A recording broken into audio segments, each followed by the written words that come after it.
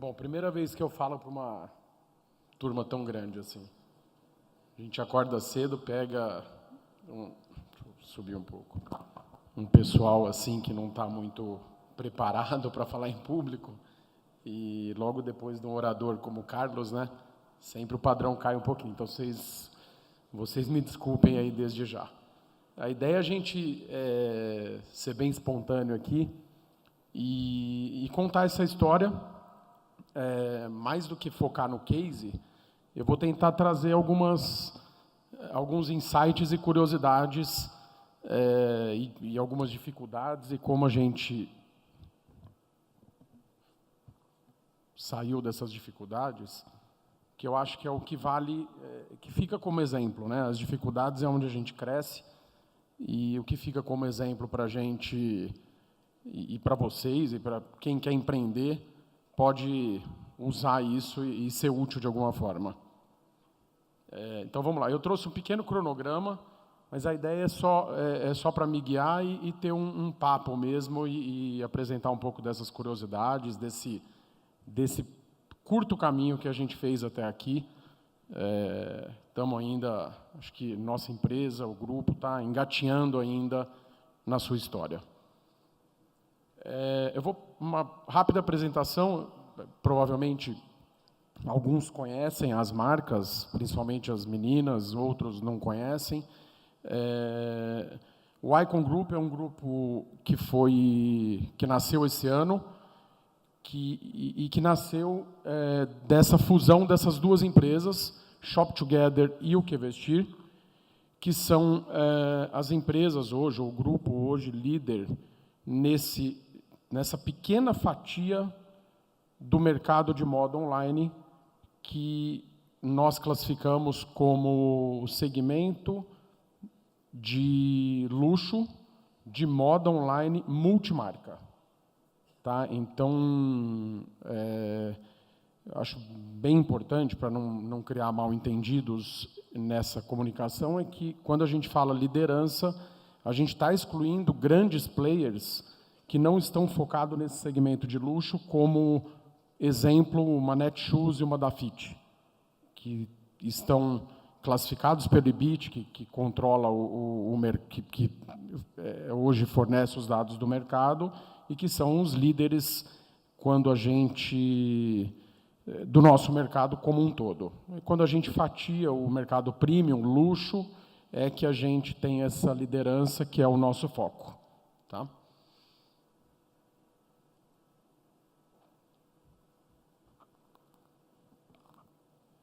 Eu vou começar falando daquilo que está voltado, daquilo que está relativo à minha história no negócio, onde eu posso falar um pouco melhor.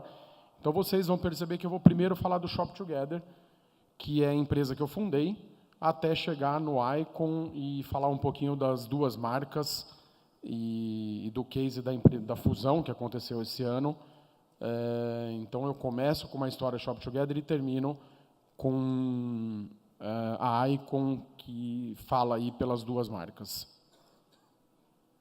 Só para eu ter uma ideia, quem de vocês conhece uma das duas marcas? Só para eu ter uma ideia do tamanho do conhecimento. Tá, obrigado. Antes do evento ou só aqui por ter lido do evento? Eu digo antes do evento, se puder levantar a mão. Tá, obrigado, gente. Só para saber o quanto que... É até interessante, né, para a gente saber o quanto que essa mídia toda que a gente investe, a gente vê que o conhecimento ainda é bem baixo, bastante baixo.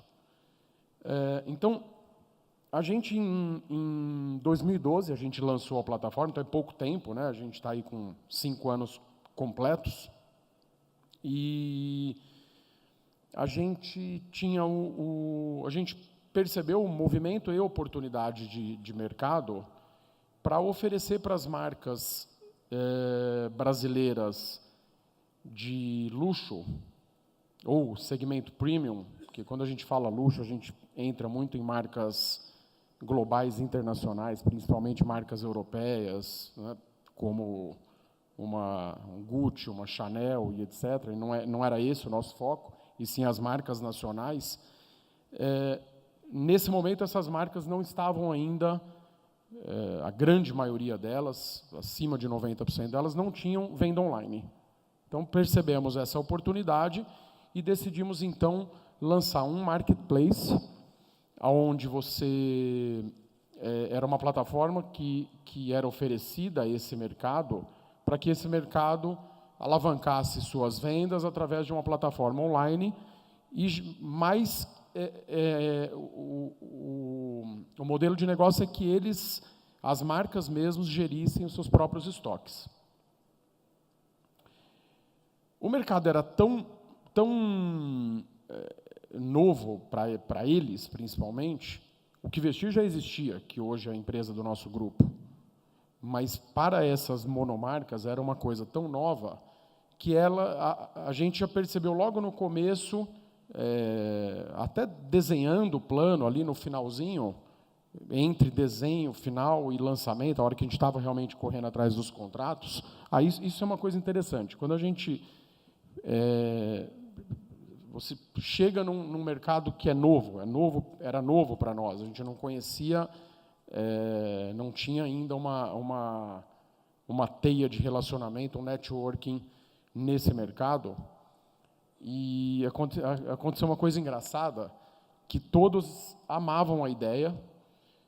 Eu esqueci de dizer. Então, a gente trouxe, junto com esse marketplace, a gente percebeu a necessidade de prestar serviço, porque a gente percebeu uma inviabilidade de publicar no nosso marketplace o inventário se não tivesse uma cadeia de serviços por trás. E as marcas não estavam preparadas para entregar, para mexer com essa logística. Então, junto ali, seguindo esse negócio, que seria o negócio principal nosso, a gente lançou uma empresa de full service para o e-commerce, que prestava serviço para as marcas. Então, já veio uma oportunidade em seguida de oferecer esse serviço de e-commerce para as marcas, mas, num primeiro momento, voltadas para que elas publicassem o inventário nesse marketplace nosso. Então, a gente fechava um pouco essa cadeia e ia até as marcas que tinham interesse em ter seu e-commerce, contratavam essa empresa para poder prestar esse serviço e terceirizavam o seu e-commerce e saíam daquele quebra-cabeças inicial ali. E uma coisa curiosa é que a gente colocou uma meta que a gente tinha que assinar 20 contratos nessa empresa para dar volume de inventário e lançar o marketplace na data correta. E o que foi engraçado é que todos gostavam muito da ideia, mas ninguém assinava. É difícil assinar o primeiro contrato. Então, o empresário, às vezes, você tem que estar preparado. Eu já digo, não foi ideia minha, eu não sou muito bom de ter ideias. Não foi ideia minha, mas alguém teve uma ideia, que foi...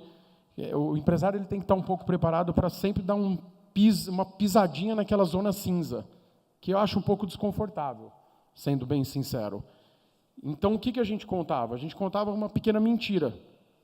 Então, como o mercado precisa ver o outro, mesmo que ele queira fazer, então a gente, numa determinada semana, a gente começou a contar para todo mundo que estava com o contrato ali, mas não assinava, que os contratos tinham sido assinados. E aí começaram os contratos a aparecer. Então, foi uma coisa engraçada, é um ponto, é uma curiosidade, mas eu acho que se não tivesse esse pequeno insight, ou essa pequena ideia, eu não sei se o negócio estaria de pé, porque os contratos não vinham, né? Então, são coisas práticas aí e que não deixam a gente evoluir. Aí começaram a chegar os contratos, a ideia era boa, e o melhor de tudo, era de graça. Todo mundo adora uma coisa de graça. A gente dava o e-commerce para as pessoas. A gente não cobrava naquele tempo.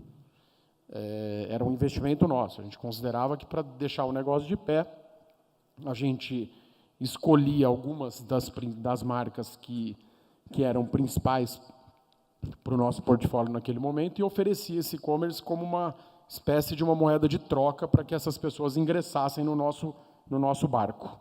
Entrassem no nosso barco e ingressassem no mercado. Então, a gente...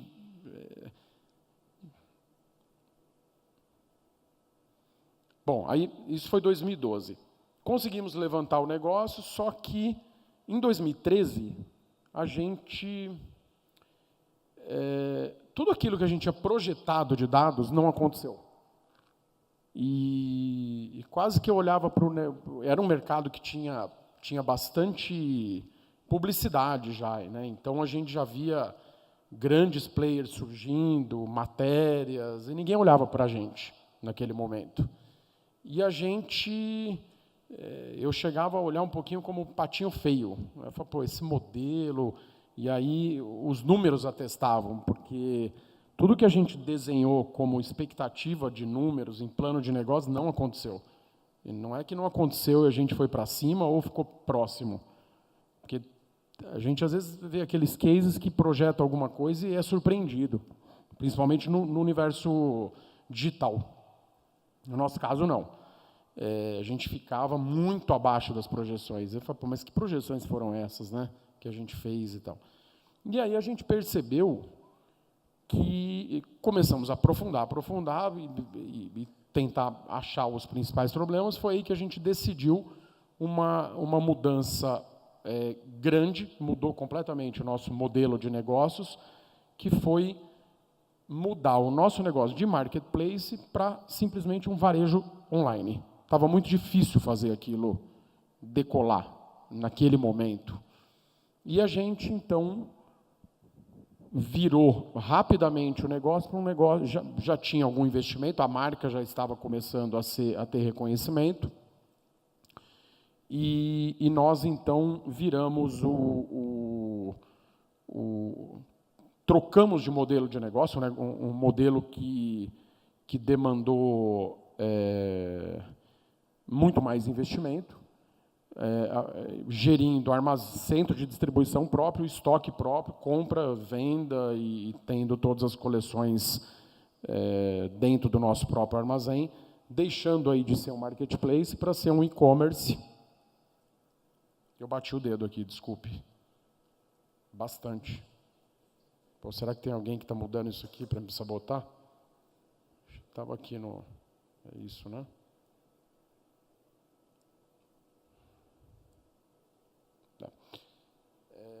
Então, a gente virou para compra e venda. Isso demandou um investimento muito maior do que aquilo que era planejado inicialmente, com muito mais, um headcount maior, um número de funcionários maior, centro de distribuição, que a princípio a gente não teria.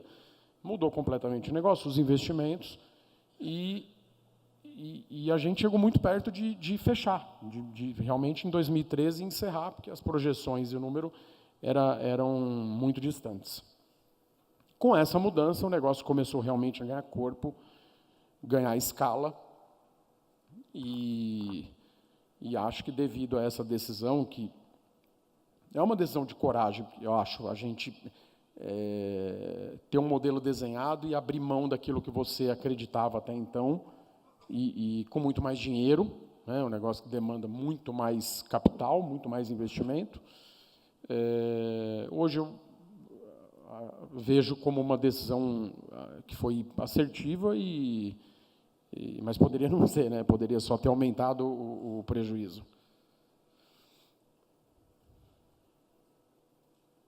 Aí, o que aconteceu de relevante depois disso, com o marketplace saindo da cena, a operação realmente aí ganhando corpo rapidamente.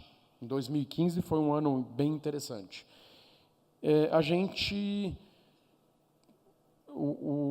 A nossa empresa de full service, naquele momento, ela começou a ficar com uma aderência muito pequena ao nosso projeto inicial marketplace. E então nós decidimos, foi um outro momento que a gente quase fechou essa empresa. O foco era muito maior no marketplace, e nós chegamos a tomar essa decisão de encerrar essa operação de full service e focar numa operação só, porque ganhando um pouco de escala, ficou muito confuso gerenciar essas duas operações juntos. Então, a gente aprendeu ali que equipe tem que ter foco. E, normalmente, quanto menos a gente diversificar, principalmente num startup, pela minha experiência, melhor. Se a gente puder focar por alguns anos numa atividade única e resistir a essas tentações que batem a toda hora na nossa porta, no nosso exemplo, melhor. Foi outra decisão muito positiva, a gente separou, e antes de encerrar, a gente deu uma espécie de sobrevida para um dos executivos, que acreditava muito no negócio, o Eduardo, meu xará, e demos uma meta ali para ele, naquele momento um pouco difícil de contratos e tudo mais, e o danado vai lá e bateu a meta. Aí o negócio não podia mais morrer. E aí, então, nasce, nesse momento, a Sinapcom, que foi uma empresa não planejada e hoje é uma empresa importante, uma das principais empresas, ganhou alguns prêmios no meio do e-commerce. E até, rapidamente, para vocês terem uma ideia, o que a gente ia jogar fora, eu trouxe aqui, a empresa tem hoje uns quase 50 clientes, trouxe algumas das marcas que contratam a Sinapcom para fazer o seu próprio e-commerce. Então,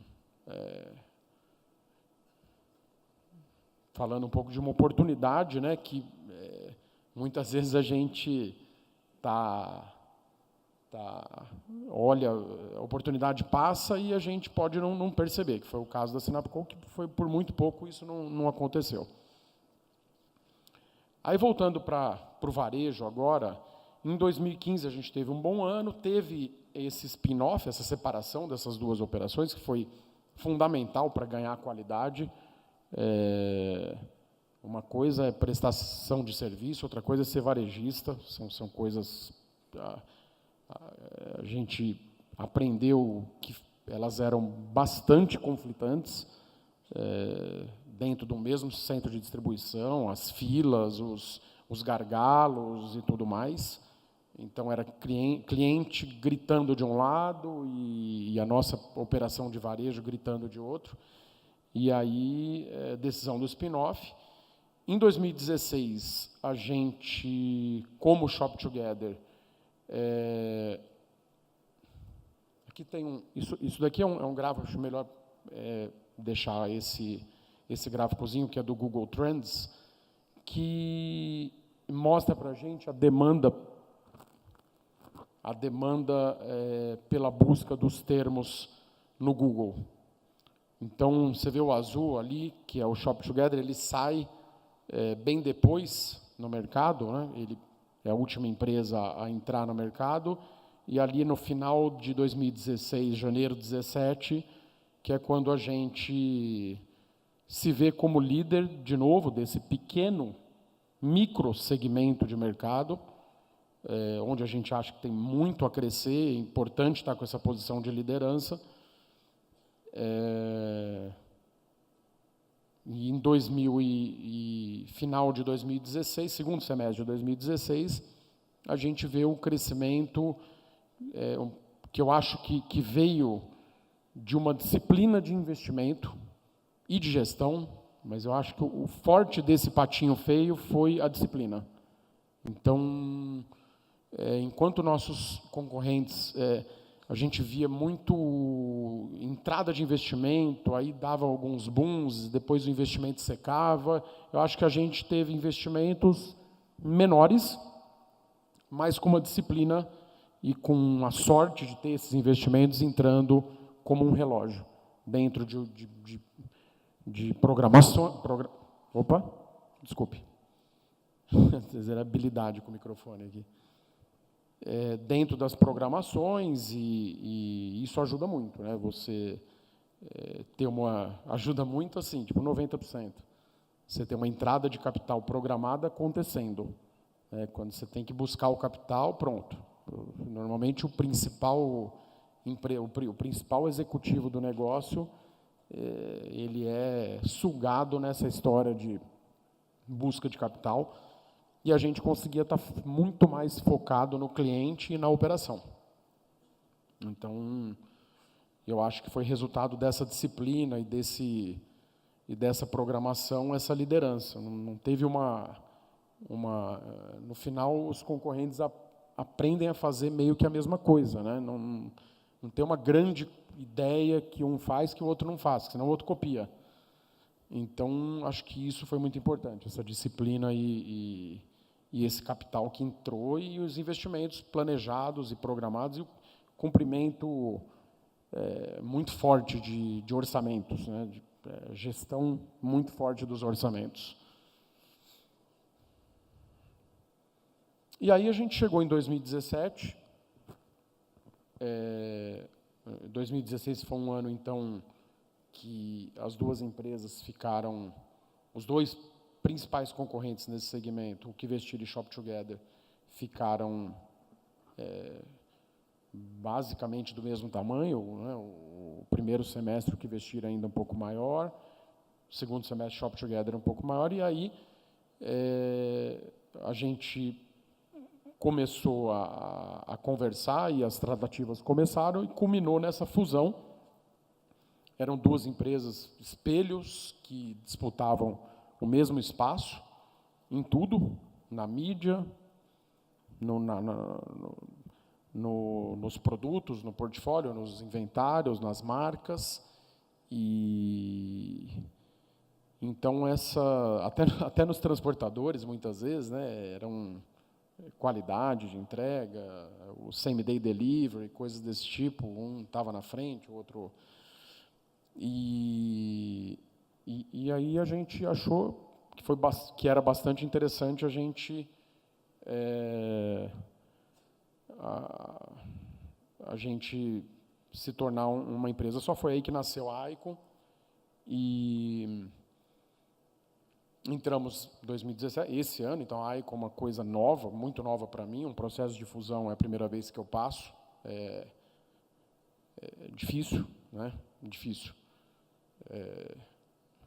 Desse processo, o que me chama muito a atenção é a tal da cultura, né? Que a gente esquece que existe uma cultura na empresa, principalmente startup, não tem esse negócio de tudo bonitinho, valores, cultura, tá? E a gente aprende como isso é importante. Então, não dá para a gente ter um RH, né, muitas vezes, uma gerente de RH começando, contratem alguém para fazer esse pequeno trabalhinho para vocês, porque isso, para quem está começando, eu acho que é importante a gente definir para a nossa equipe valores, cultura, essa pequena teoria que, às vezes, passa... Então, eu vi o quanto que a cultura era forte, o quanto a concorrência era forte e o quanto essas pessoas não simpatizavam tanto umas com as outras, por alguma razão. Né? Depois de 5 anos brigando, acho que... Então, foi a parte mais difícil. Tudo que era da fusão de exatas correu muito bem. Então, o que a gente tinha muito receio, que era armazém, os códigos eram diferentes, foi muito bem. Parte de tecnologia tinha domínio dos dois lados. As pessoas é onde a coisa pega, né? Conseguir unificar e inevitavelmente sai uma nova cultura que não é nem de A nem de B. E, enfim, é duro, é um processo duro. Há demissões, há corte de, muitas vezes, regalias, né, que tinham aqui, mas não tinha ali, enfim, deixa tudo muito desconfortável, um ambiente inóspito, mas eu espero que esse ambiente crie colaboradores mais fortes. Afinal, é aí, né, na dificuldade, eu acho que a gente vai ganhando mais força.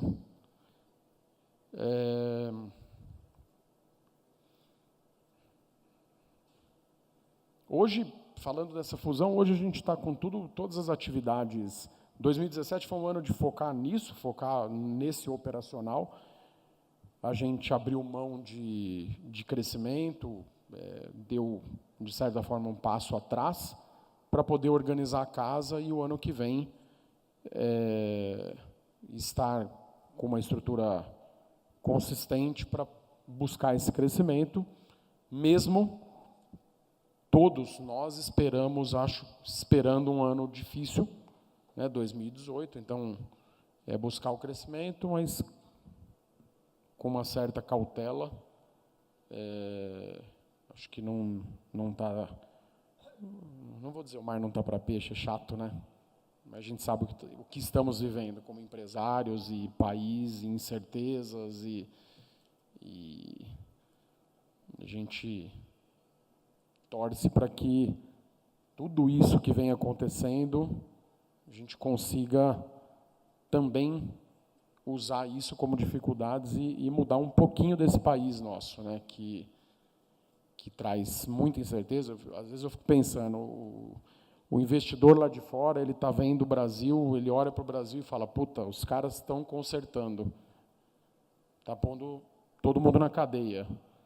Então, assim, é uma oportunidade. Será que nós vamos aproveitar essa oportunidade? Aí logo a gente lê outras notícias e vê que parece que não, né? Nós vamos continuar convivendo com o inaceitável, né? E é uma oportunidade, e tem que doer, né? Não dá para deixa mais um pouquinho lá o cara, porque se mudar agora é pior, bababá. Então, sei lá, a gente tem que enfrentar. Se não enfrenta, não muda, né? Pelo menos é o meu ponto de vista aí. E aí, para 2018, a gente colocamos, né, no nosso budget esse desafio, que é crescer de forma sustentável. Então, ou gerar caixa, ou sem que o nosso crescimento, sem abrir mão desse nosso crescimento, que a gente considera que o mercado ainda tem muita expansão para acontecer e que a empresa ainda está num estágio inicial médio. E então o desafio é equilíbrio, né? Conseguir aproveitar esse crescimento, mas estancar a queima de caixa que veio até então nos dois negócios. Eu vou mostrar rapidamente agora os números, só para complementar o que a gente falou, para vocês não ficarem uma coisa muito vazia.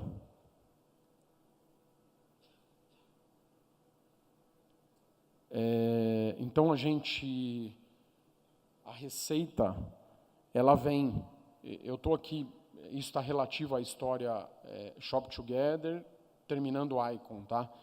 Então, até 2016 é receita Shop Together, aí vem a fusão, por isso esse salto, porque esse ano é um ano que a gente está crescendo muito pouco. Então, 2016, 2017, o salto é um negócio que virou 2. Né? Então, trouxe a receita do outro lado, e aí sai esse de 90 milhões para 200 milhões, que é a receita esperada esse ano. E o ano que vem a gente pretende crescer 30%. Então, é aquilo que a gente acredita que seja possível ano que vem, depois de um ano onde os dois negócios somados cresceram muito pouco. A gente deve crescer aí na ordem de 15%, que para o nosso mercado é baixo, tá? E pelo estágio das empresas.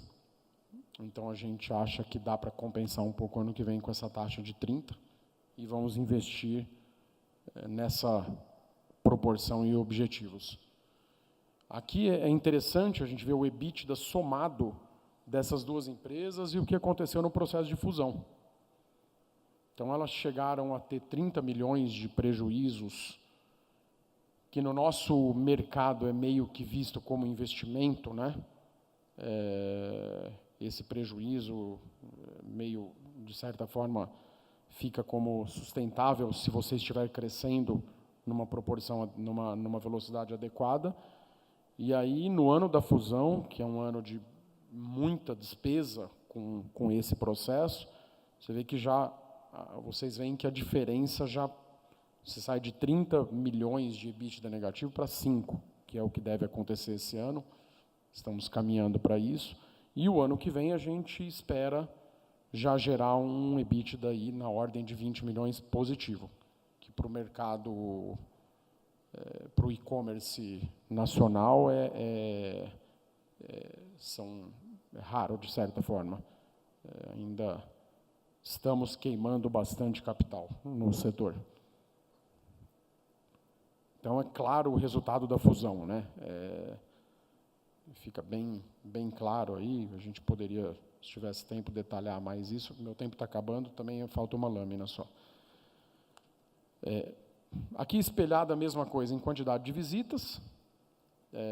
Os dois players saem de 20, vão para 40 e tantos milhões esse ano de visita. Então, desculpe, 19 milhões era Shop Together, agora 45. Então, o ganho de escala da fusão, né, uma empresa só passa a deter esse fluxo. A ordens, obviamente, vai dar a mesma proporção, são, esse ano, 420 mil pedidos. Curiosidade, nosso ticket médio, para quem tem curiosidade, sempre vem essa pergunta, R$500, tá? É um ticket muito bom para o tipo de encomenda. Facilita bastante a logística e tudo mais. E aqui mostrando um pouquinho uma curiosidade da fusão. Esse é um principal indicador de qualidade que a gente usa, que é o Net Promoter Score. Inclusive é promoted, não é promoter, desculpe.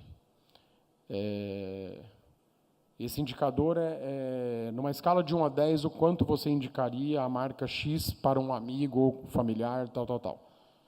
E aí tem uma conta, um menos o outro. Se você estiver acima de 75%, você é excelente. Então, você vê que a nossa operação ela vinha sempre acima, vem a fusão, ela tem essa queda, e a gente recuperando com garra, unhas e dentes esse índice, que para nós é o que vai trazer recorrência e reputação de marca e tudo mais. Isso daí, para mim, é tão simples, e é por isso que eu gosto. O principal valor nosso é ter esse que a gente adotou, é ter esse tipo de indicador simples, que não demanda muita análise e dá Bom, é isso, gente. Obrigado. Desculpa aí qualquer dificuldade, eu estou à disposição.